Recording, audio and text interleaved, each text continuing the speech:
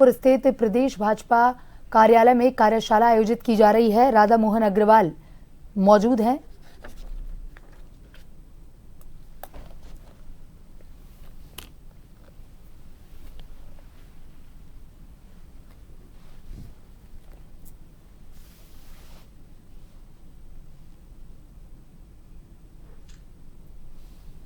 तो भाजपा प्रदेश कार्यालय में कार्यशाला का आयोजन, राष्ट्रीय महामंत्री सुनील बंसल, मदन राठौर मौजूद।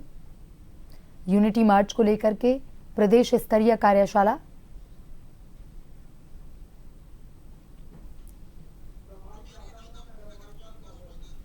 प्रभारी राधा मोहन अग्रवाल का स्वागत किया जा रहा है।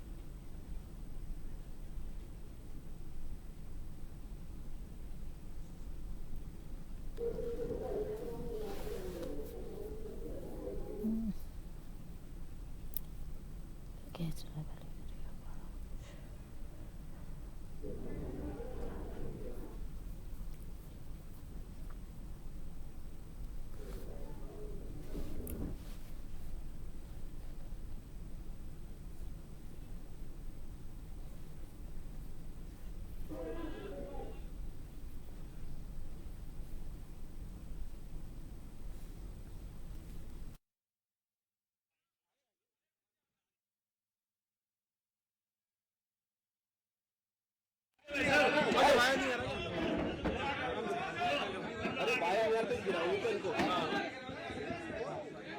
अरे रुको, लाइव। हेलो संजय प्रदेश प्रधान डॉक्टर राधा मोहन अग्रवाल रोल भाई साहब प्रेम मिल रहा होगा, अरे भैया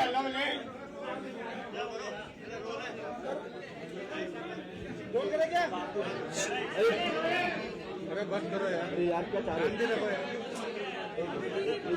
मुझे इन लोगों से भी नारे लगवा दे, भारत माता की लगाएंगे। अरे चुप हो जाओ, सब तक कराओ यार, चुप तो हो जाओ यार। अरे चुप हो जाओ, कोई नहीं बोलेगा एक भी, शांति से बोल दे सब। बोलिए। ए भाई ऐसे नहीं चलेगा, हम चले जाएंगे। शांत रहिए। बहुत बढ़िया, बताइए, पूछिए। सर, अंता चुनाव मिस किया आपको, चुनाव के परिणाम की अपेक्षा किस तरह से देखते हैं? क्योंकि जो पार्टी के नेता हैं कुछ वो भी कह रहे हैं कि देखिए, अंता चुनाव ने, भाई या तो आप चुप हो जाओ या मैं ना बोलूं। आप हमारे कार्यकर्ताओं से भी, अंता चुनाव ने सिद्ध किया है कि भारतीय जनता पार्टी इस देश में कितना निष्पक्ष चुनाव कराती है। दिल्ली में भी हमारी सरकार है, राजस्थान में भी हमारी सरकार है, और 6 महीने से ये पता था कि चुनाव होने वाला है।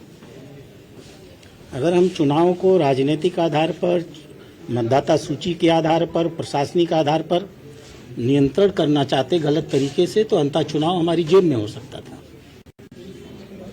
लेकिन हमने जन भावनाओं का सम्मान किया, पूरी ईमानदारी के साथ, 100% निष्पक्षता के साथ। मैं दूसरा उदाहरण दे सकता हूं जम्मू कश्मीर का। श्रीनगर की अधिकांश सीटें हमारे हैं, लेकिन 70% चुनाव हुआ है, अंत में 81% मतदान हुआ है।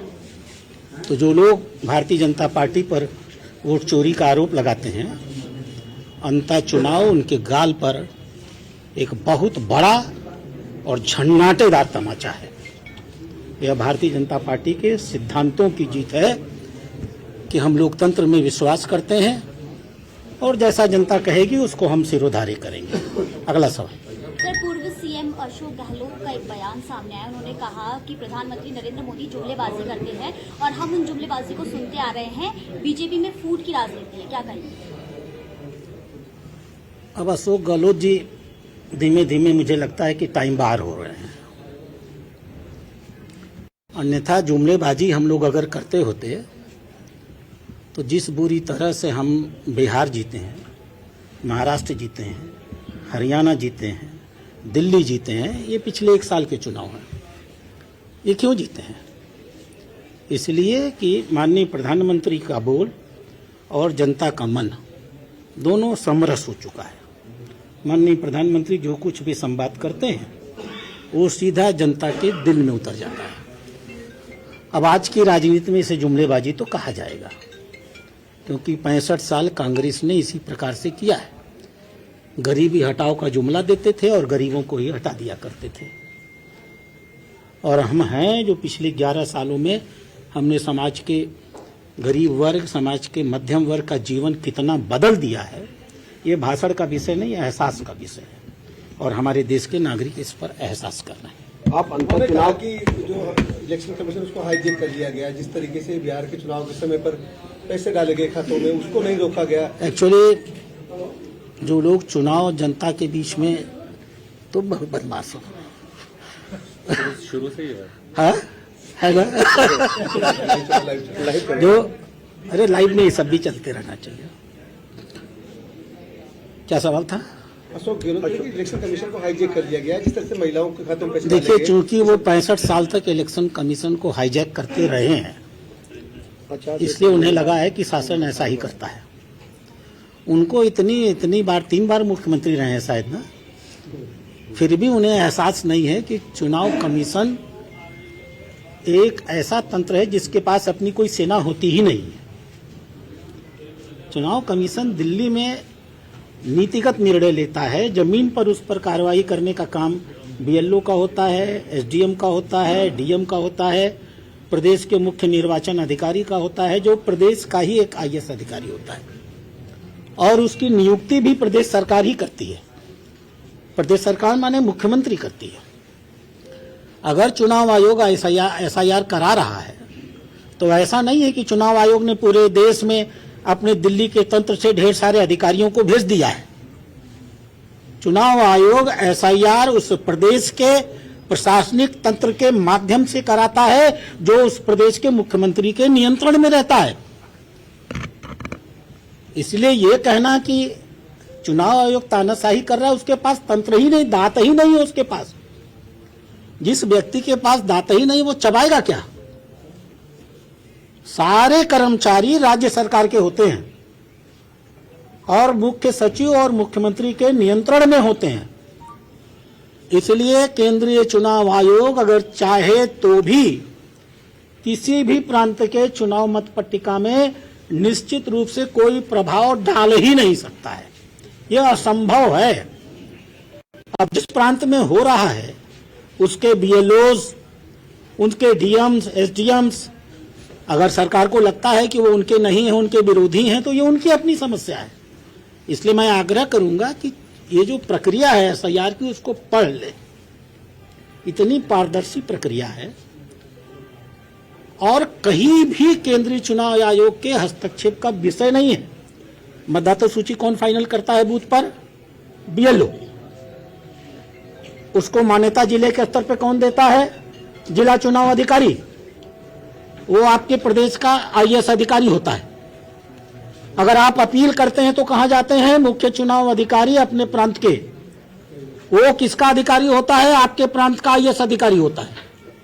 आपकी टीम, आपका आईएएस, आपका जिला चुनाव अधिकारी, आपका मुख्य चुनाव अधिकारी आपने दिए हैं केंद्रीय चुनाव आयोग को काम करने के लिए, और आप ही आरोप लगाते हैं कि आप ही के लोग गलत काम कर रहे हैं। इसका मतलब क्या है? तो ये एक राजनीतिक स्टंट है और जनता इस स्टंट को अच्छी तरह जानती है। भले वो लोग वो भी जानते हैं, लेकिन कुछ कहना है इसलिए कहते हैं। हार का कोई तो कारण बनाना है ना, तो इसलिए वो दूसरों को जिम्मेदार ठहरा देते हैं। एक एक करके। हाँ, कि प्रधानमंत्री नरेंद्र मोदी कांग्रेस में जो फूट का सपना देख रहे हैं वो कभी सच नहीं होगा, जबकि फूट तो भाजपा और आरएसएस में है, इसलिए राष्ट्रीय अध्यक्ष अब तक नहीं घोषित हो पाए। अब देखिए कहाँ थी कांग्रेस और कहाँ पहुंच गई। बिना फूट के तो पहुंची नहीं। और अभी तो उनके जो 6 विधायक किसी तरह से बिहार में जीत के आ गए हैं। मैंने सुना है, मैं भाजपा की बात नहीं कर रहा हूं, मैंने सुना है वो सब कांग्रेस छोड़ करके जनता दल यू में जाने वाले हैं। तो अशोक गहलोत जी को मैं सलाह दूंगा, राजस्थान छोड़ जाएं, बिहार चले जाएं और जा करके अपने 6 विधायकों को बांध करके, जैसे वो इसके पहले जब उनकी सरकार थी तो अपने विधायकों को बांधा करते थे ना, जब सचिन पायलट उनके साथ खेल खेलते थे। तो जाएं बिहार से अपने विधायक बचा ले आए।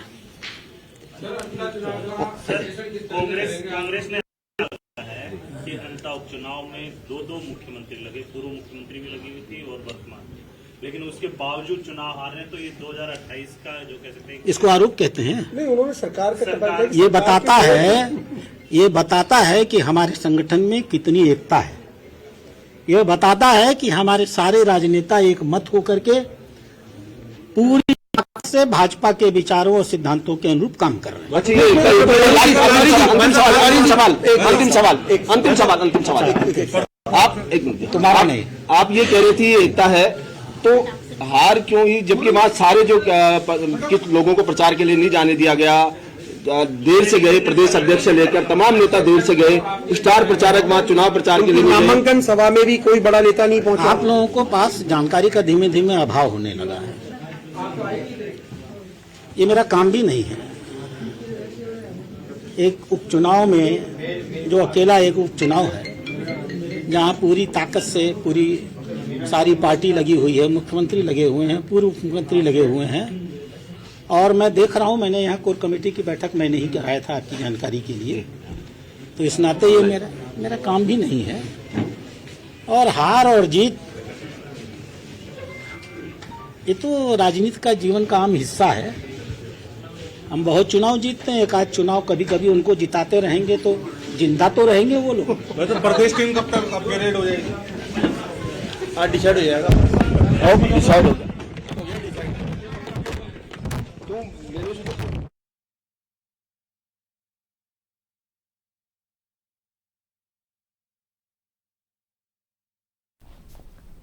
तो भाजपा प्रदेश कार्यालय में कार्यशाला का आयोजन, प्रदेश प्रभारी राधा मोहन अग्रवाल मौजूद है। यूनिटी मार्च को लेकर प्रदेश स्तरीय कार्यशाला है।